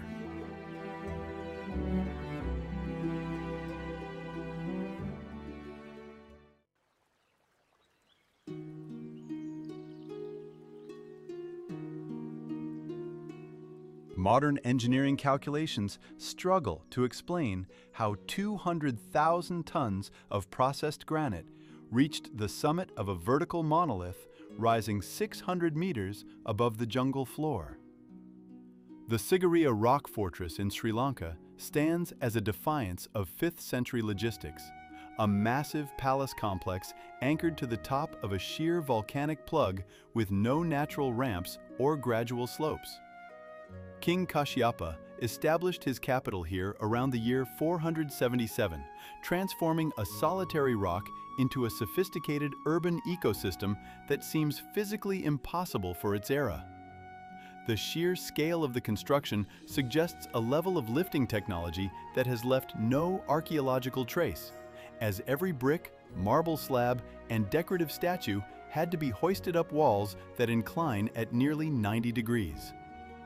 Below the summit, the Lion Staircase originally featured a colossal brick beast whose paws still flank the entrance, guarding a path that vanishes into the clouds. The precision of the masonry at such a height is staggering, with stone terraces carved directly into the cliff face to support hanging gardens that once draped the orange stone in lush greenery. Perhaps the most disturbing anomaly is the hydraulic system, a network of underground clay pipes and gravity-fed cisterns that continues to function over 1,500 years later. During the monsoon season, the pressure-driven fountains in the royal gardens spontaneously spring to life, spraying water into the air without the aid of modern pumps or electricity. The water originates from the summit, moving through a complex series of filtered basins that demonstrate an advanced understanding of fluid dynamics far ahead of contemporary European or Asian civilizations. The mirror wall, a parapet coated in a glaze so fine that the king could see his reflection while walking, remains partially intact, its surface holding a luster that modern chemical analysis cannot fully replicate. Architects note that the alignment of the fortress gardens follows a strict mathematical grid, suggesting that the entire landscape was terraformed to match a celestial or geometric blueprint before the first stone was laid. The logistical nightmare of feeding and watering a royal court on a narrow plateau surrounded by sheer drops implies a mastery of resource management that seems inconsistent with the tools of the period. Even today, the wind at the summit is strong enough to move heavy objects, yet the ruins of the palace remain anchored, having survived centuries of tropical erosion without sliding off the precipice. The construction did not merely use the rock as a foundation, but integrated the geological structure into a seamless defensive machine. Small holes bored into the vertical face suggest the use of a temporary scaffolding system, but the sheer weight of the materials involved exceeds the load-bearing capacity of any timber known to have existed in the region. The mystery lies not in why a king would build such a fortress, but how the physical laws of weight and height were bypassed to create a city in the sky. The granite throne at the summit remains one of the heaviest single objects ever moved to such an elevation in the ancient world.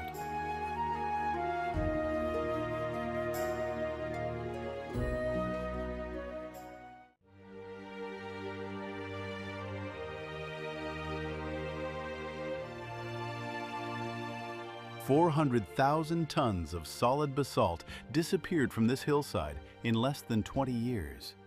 Yet no trace of the excavated rubble has ever been found in the surrounding valley.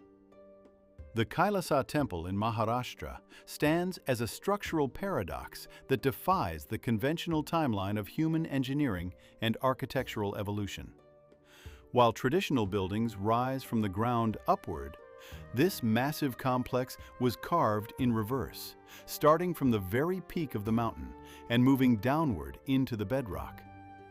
Engineers today estimate that such a feat would require the removal of 60 tons of rock every single day, working around the clock without a single mistake for 2 decades.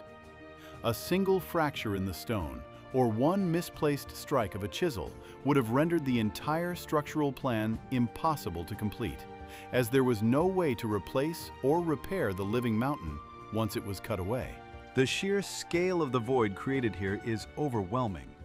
A courtyard 83 meters long and 46 meters wide, sunk 33 meters deep into the earth. Within this man-made canyon sits a freestanding, multi-story temple, complete with bridges, intricate staircases, and life-sized elephant sculptures, all part of the same original block of stone. The precision of the vertical excavation suggests a level of geometric planning that seems incompatible with the iron chisels and wooden wedges attributed to the 8th century craftsmen.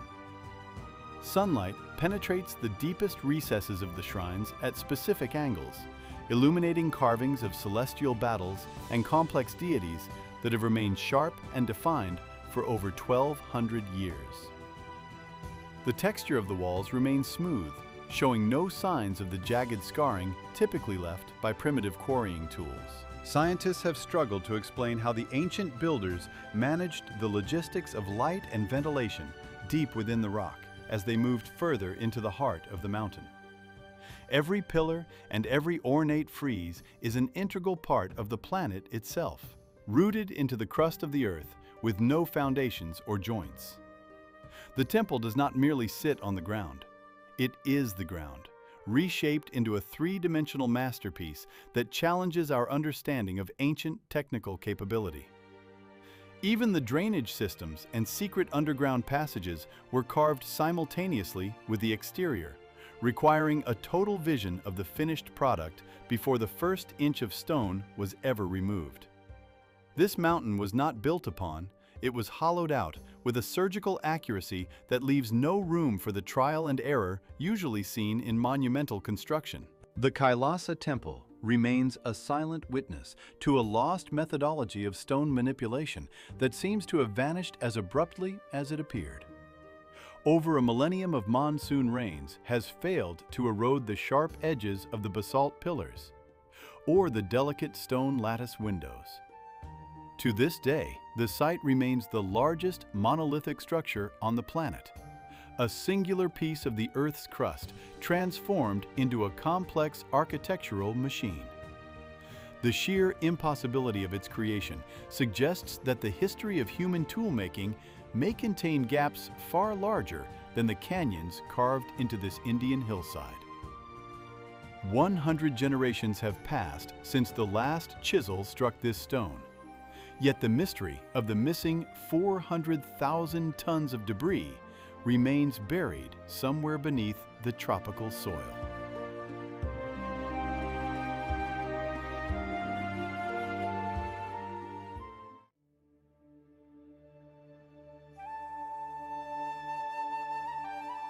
"900 monolithic figures stand in complete silence across a remote volcanic speck in the Pacific Ocean. Yet no one can definitively explain how they arrived at their final resting places. The Moai of Easter Island represent a mechanical paradox that defies the known limitations of an isolated Stone Age society. Scattered along the coastline of Rapa Nui, these massive stone sentinels were carved from tough volcanic tuff and transported over miles of rugged terrain without the use of wheels, pulleys, or large draft animals. The scale of this engineering feat remains staggering when considering the sheer mass of the objects involved. The average statue weighs around 14 tons, but many reach much larger proportions, with the heaviest completed moai topping 86 tons. These are not merely stones, but complex sculptures with deep-set eyes, heavy brows, and elongated ears, some wearing massive red scoria cylinders known as pukao on their heads like crowns. The landscape is dominated by these silent giants, their gray surfaces weathered by centuries of salt spray and wind. At the quarry of Rano Raraku, the scene is even more unsettling. Here, the production line simply stopped. Nearly 400 statues remain in various stages of completion, some still attached to the bedrock, and others half buried in the slopes, as if the carvers dropped their tools in a single afternoon. The largest of these unfinished giants, known as El Gigante, measures over 21 meters in length and would have weighed approximately 145 tons. Moving such a weight would be a challenge for modern hydraulic cranes, yet the islanders supposedly maneuvered them across uneven volcanic soil, using nothing but handmade fiber ropes and human muscle. Local oral traditions suggest the statues walked to their locations, a detail that led researchers to experiment with rocking the statues back and forth to simulate a walking motion. However, this method fails to account for the steep inclines and narrow paths found across the island. The precision of the craftsmanship is visible in the smooth finish of the stone and the intricate carvings on the backs of some figures, featuring symbols that remain undeciphered. Every moai faces inland, turning its back to the sea to watch over the villages, creating a permanent perimeter of stone protection. The sheer logistics required to feed and organize a workforce capable of such a task on a resource-limited island suggests a level of social complexity that seems impossible for a population that never exceeded 15,000 people. Each statue represents thousands of hours of labor, from the first strike of a basalt chisel to the final upright positioning on a massive stone platform called an ahu. The mystery lies not just in the movement of the stones, but in the obsession that drove a small community to commit every resource to the creation of these monoliths. The quarry remains a frozen graveyard of ambition, where hundreds of faces stare blankly at the sky, waiting for a completion that never came. If the technology to move 80 tons without machinery existed here, what other secrets of ancient engineering have been lost to time?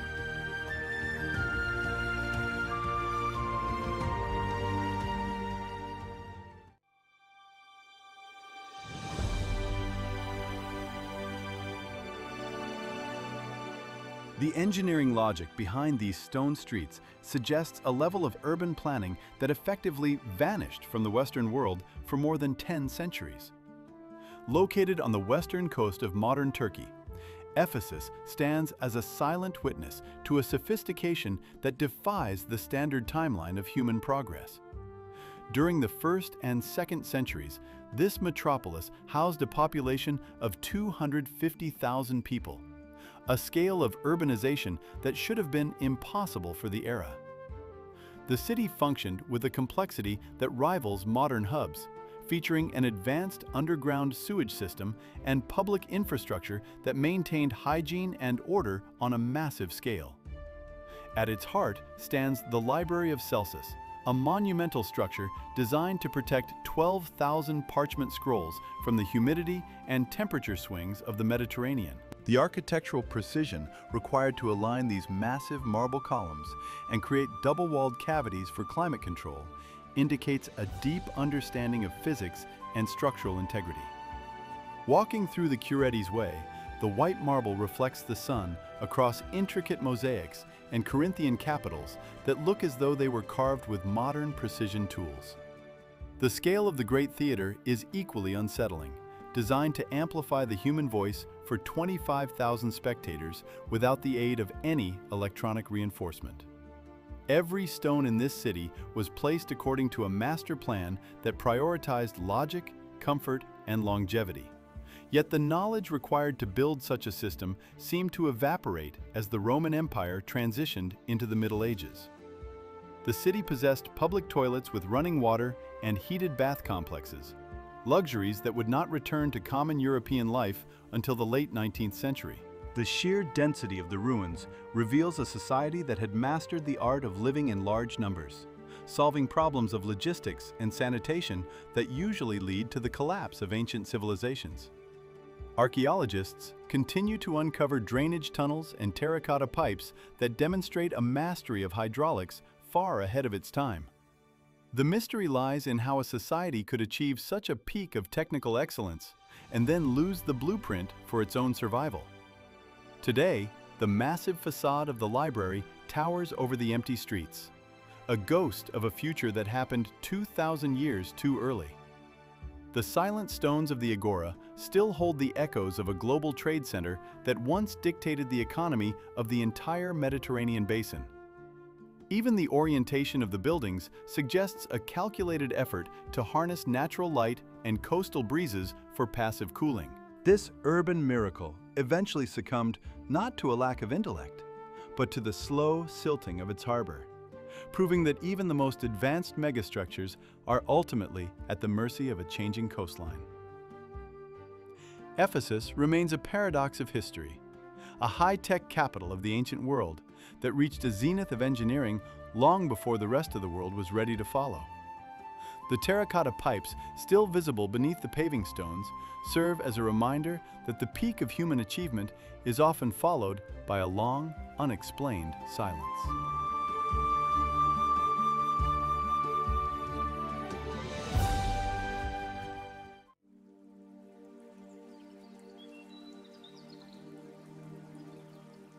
Modern hydraulic engineering relies on massive concrete barriers and complex electrical sensors. Yet a structure built 2,300 years ago continues to outperform its high-tech successors without a single dam. The Dujiangyan irrigation system in China's Sichuan province stands as a silent paradox of ancient physics, managing the volatile Min River since 256 BC, while remaining immune to the devastating floods and tectonic shifts that have leveled modern cities nearby. While contemporary dams often struggle with silt buildup and environmental decay, this network of stone levees and carved channels uses natural topography to distribute water across 668,000 hectares of farmland.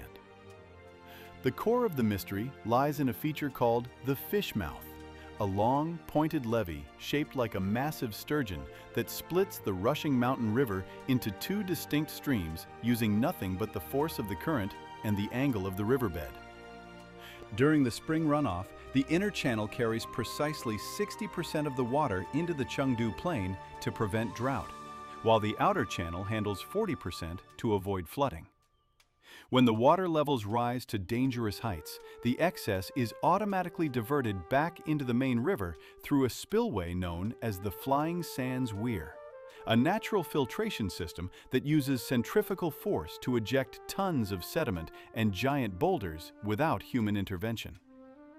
The precision of the original design by the engineer Li Bing is so accurate that even the Great Wenchuan earthquake of 2008, which registered 8.0 on the Richter scale and destroyed modern infrastructure across the region, left Dujiangyan virtually unscathed. Over 50 million people today still depend on this pre-industrial masterpiece for their daily water supply, making it the oldest functioning irrigation system on the planet. The construction involved heating the solid rock of Mount Yule with fire, and then rapidly cooling it with water to create cracks, a method that allowed ancient laborers to cut a 20-meter-wide passage through the peak without explosives or iron tools. This jagged breach, known as the precious bottleneck, regulates the flow with such consistency that it maintains a constant water level for the entire valley, regardless of the season. The emerald water flows through these ancient veins with a rhythmic stability that defies the chaotic nature of the surrounding mountains. Engineers today still study the specific curvature of the stone walls, unable to fully replicate how such a massive volume of water can be managed so perfectly without a single mechanical gate. The system remains a living monument to a lost understanding of fluid dynamics, where gravity and geometry achieve what modern steel and electricity cannot. At the height of the summer rains, the turbulent Min River crashes against the Fishmouth levee. Yet the water enters the irrigation channels with a calculated calm that has not wavered in over 2 millennia. The stones are held together by traditional bamboo cages filled with cobbles, a flexible design that absorbs the Earth's tremors while rigid concrete structures shatter.